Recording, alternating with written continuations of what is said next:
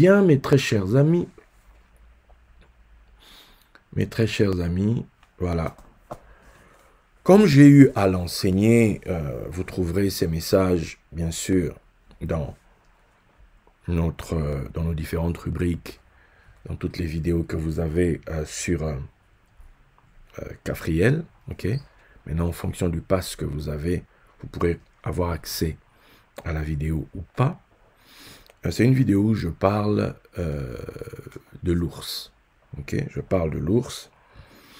Il y en a deux, hein. Il y en a deux. Il y en a une où j'en ai parlé par rapport à l'hibernation, l'entrée. Donc, c'était vers le 11 novembre. Et il y en a une autre où j'ai parlé à la sortie, c'est-à-dire vers le 2 février. Voilà.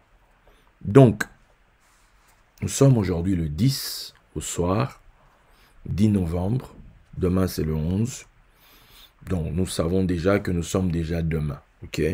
Nous sommes déjà demain, puisque quand le coucher, il y a eu le coucher du soleil du 10, donc le 11 a déjà commencé.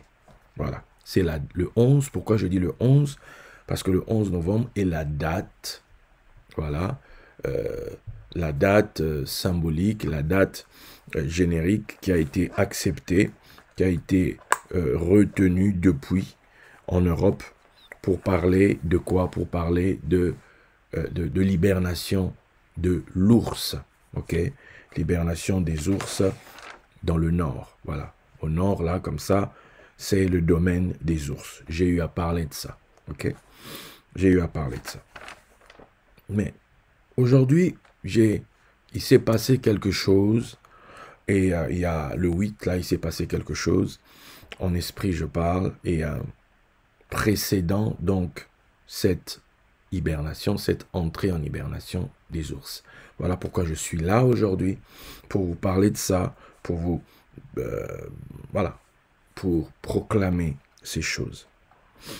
Lorsque, dans le livre de 1 Samuel 17, vous savez, quand Goliath commence à harceler, à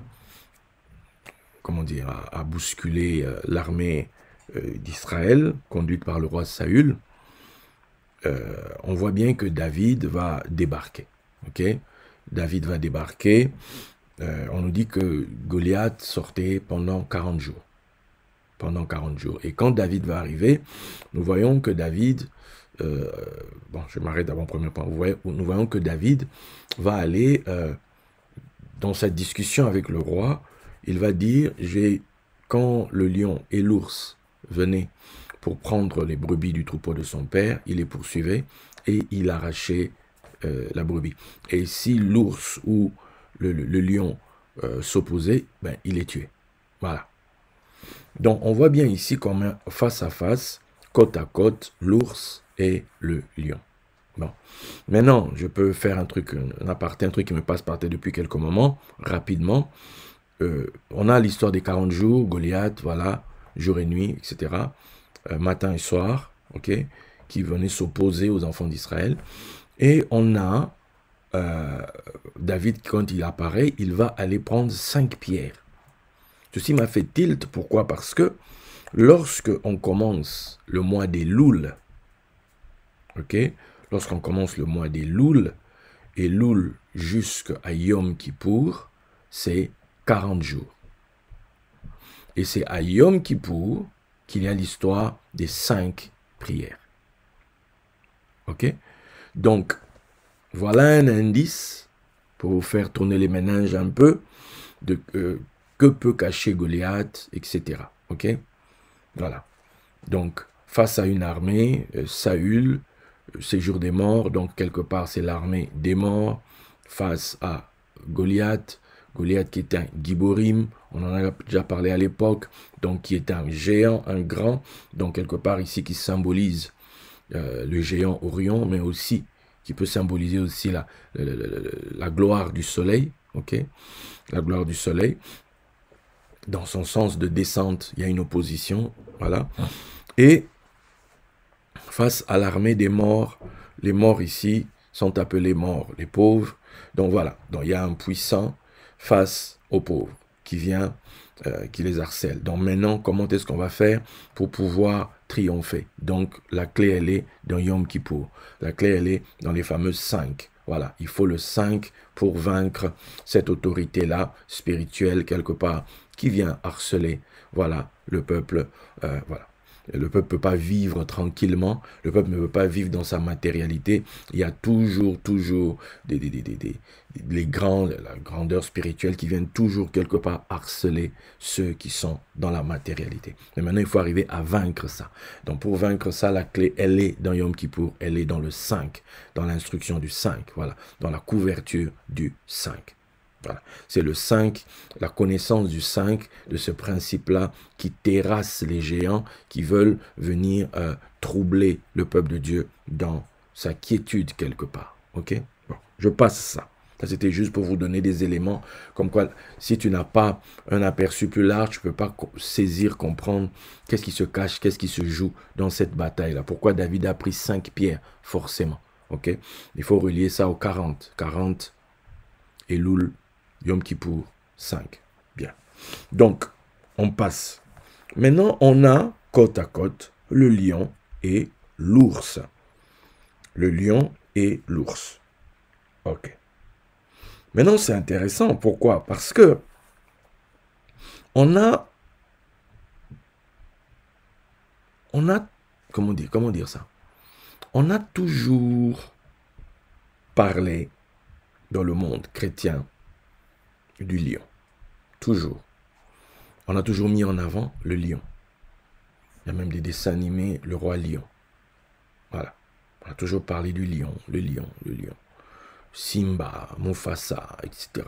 Le lion de Juda, etc. Donc on présente toujours le lion. Bon. Maintenant, il y a quelque chose d'intéressant ici, c'est quoi? C'est que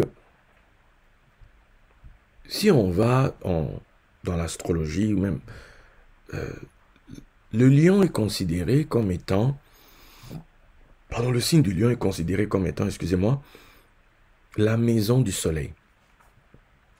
Le lion, c'est la maison du soleil. Or, le soleil, c'est le rayonnement de l'intelligence. Donc, c'est la dimension spirituelle. Okay? Quand on prend le lion, la force du lion, c'est quoi? Je veux dire, la caractéristique du lion, ses pattes sont comme percées. Donc, c'est quelqu'un qui a reçu les clous. Ses mains ont été percées par les clous. Ok? Donc, les clous, l'enseignement des sages, etc. Voilà, que vous savez. Donc, avec ces différents éléments, on voit donc ici que le lion,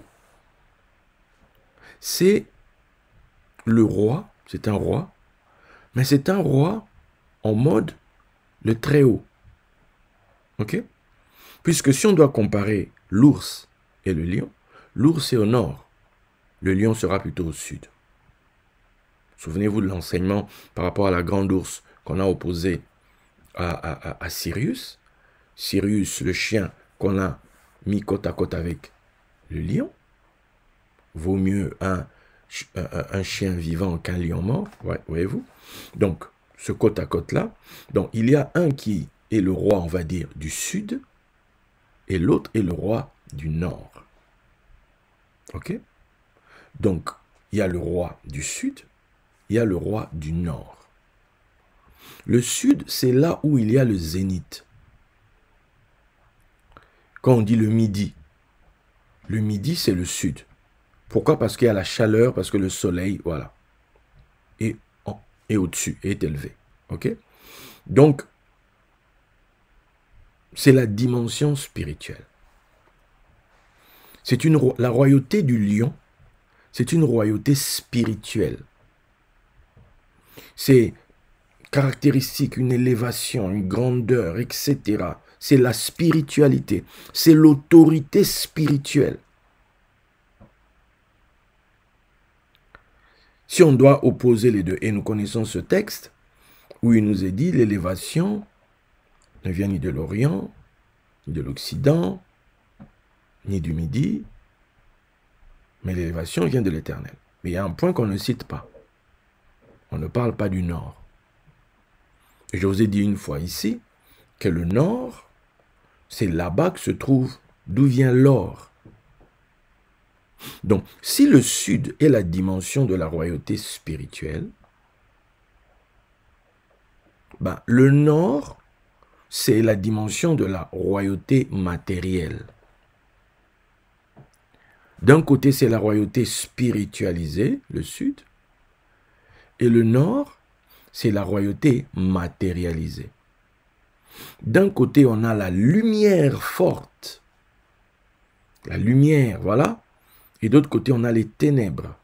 Ténèbres ici, pas dans le sens négatif, mais dans le sens de la densification de la lumière, où les choses s'incarnent, s'alourdissent, prennent du poids.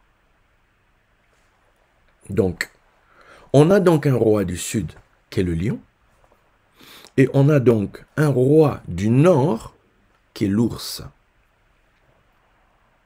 Donc, au nord, maintenant, je voulais aussi dire, c'est que en Europe du Nord, la figure animale royale, c'était l'ours. Et ça a été changé, je veux dire, le lion a pris la place à cause du christianisme, de la figure justement du lion de Juda, etc. Donc le Christ qui est un lion, voilà. C'est cette figure-là qui est venue remplacer. Mais en réalité, c'était une erreur. Pourquoi? Parce que d'un côté, on a la figure d'un roi en esprit, la dimension spirituelle, et d'un autre côté, on a maintenant le roi, mais dans la matérialité. Un roi dans la matérialité, un roi matériel. Et la figure de ça, c'est l'ours. Ok? Donc, ayez déjà ça comme point de départ. Ok? Le plus grand drame. Vous savez, David est appelé, il était en brousse, quand Samuel est chez ses parents, là, dans sa famille, c'est lui que l'on cherche. Mais pour l'instant, on est là par rapport aux qualités des uns et des autres. Le premier arrive, l'autre qui dit, voilà, loin de l'Éternel est devant lui, parce qu'il avait prestance, il avait tout ce qu'il faut pour que quelqu'un soit le Messie. Tu te rends compte que Samuel, dans l'Écriture, Samuel, le gars qui a instauré la royauté, Samuel, c'est-à-dire que 7 fois, il a été faux prophète aux yeux des gens. 7 fois. C'est une remise en question terrible du ministère de ce gars. 7 fois. Comment tu peux te tromper 7 fois? C'est-à-dire, 7 fois c'est lui. Non, c'est pas lui. Non. Attends, finalement. Et puis lui-même, il dit, c'est pas possible. Pourtant, Dieu m'a parlé. Je suis venu jusqu'ici parce que Dieu m'a parlé. Bon. Maintenant, les fils du gars sont là. C'est pas eux. Finalement, il se passe un truc. Et puis, il ose la question. Il n'y a pas un autre enfant ici. On lui dit, s'il y en a un, mais lui... Ah. Et puis, bon, lui, là, il sait pas. On s'était dit que lui, de toutes les manières, au niveau des critères extérieurs, des critères de son CV, c'est pas le fils que même la famille veut présenter. Voilà, excuse-moi, il sent mauvais. Cet enfant-là, il sent mauvais. On ne sait pas si la maman a trompé le papa ou pas. L'affaire n'est pas claire. Il sent mauvais. Le petit, sincèrement, il sent mauvais. D'ailleurs, on dit que... Voilà. Non, l'enfant, non, il sent mauvais. Sincèrement, il sent mauvais. Bon. Mais en plus, là où Joseph, on lui a coupé les cheveux, voilà, il a fait... Non, lui, on dit, il faut qu'il vienne ici vite. Tant qu'il n'est pas là, personne ne va s'asseoir. David est passé des champs avec les odeurs des brebis, de tout ce que tu veux. Dior de brebis, voilà, bouc, je sais pas, d'Azaro. Il avait tout ça sur lui, c'est-à-dire qu'il arrive directement là. Vous savez ce qui s'est passé? L'huile a sauté sur lui. La tradition dit que l'huile qui était dans la corne a sauté, a quitté la main du prophète. Quand on dit c'est lui, ou l'huile a précédé. Maintenant, la particularité de l'huile d'onction, c'est qu'elle est parfumée. L'huile d'onction est une huile parfumée. Donc, le parfum de l'huile va prendre le relais, va prendre le dessus sur la mauvaise odeur. la mauvaise réputation, ce que les gens disent, ce que les gens pensent. C'est-à-dire, l'huile de l'onction, la parole de Dieu, la parole de la royauté, la promesse de la royauté, elle là, va établir un nouveau parfum dans ta vie. Elle va établir un nouveau parfum dans ton existence. Les gens peuvent dire ce qu'ils veulent aujourd'hui. Monte sur le trône. Les gens peuvent penser ce qu'ils peuvent penser de toi. Monte sur le trône simplement. Puisque Dieu t'a appelé, puisque Dieu t'a parlé, monte sur le trône. Personne ne pourra s'y opposer. Personne ne peut freiner ça. Parce que c'est Dieu qui prend, qui est garant de ta réputation. C'est Dieu qui est garant de ce que tu... C'est Dieu qui est garant. L'huile est parfumée.